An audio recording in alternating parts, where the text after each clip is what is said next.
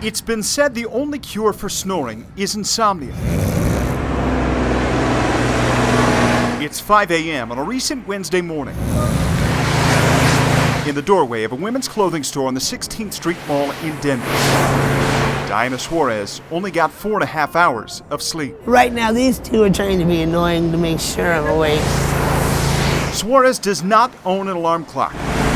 Who needs one? Where the downtown business owners pay people to make sure the streets are clean. The public has had enough of it. As it turns out, many of them want to scrub deeper.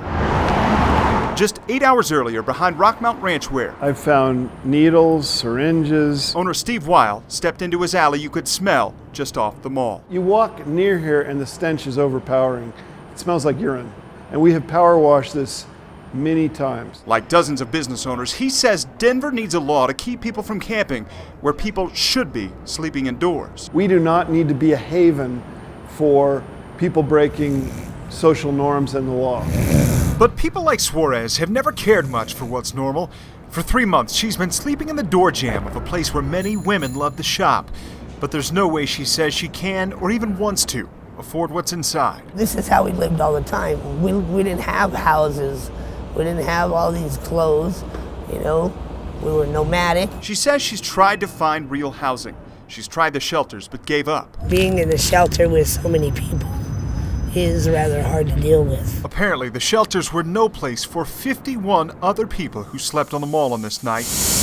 One man even used 4 rolls of real soft brand toilet paper to cushion the hard reality below. On any given night, there are about 200 to 400 people who are not able to get into shelters. Those who help the homeless say a camping ban only forces people farther into the shadows. It basically criminalizes the act of being homeless, even though the city recognizes that there aren't those alternatives for people to be. It does not make being homeless illegal, but it does draw attention to the fact that there are individuals who need assistance.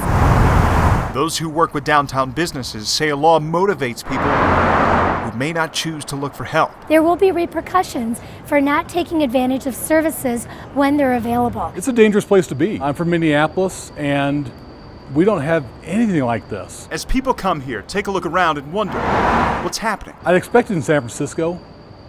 I didn't expect it in Denver. Those on the streets wonder what will happen to them. They want to force us out into the other counties or cities. Somehow you gotta find a way to help these people.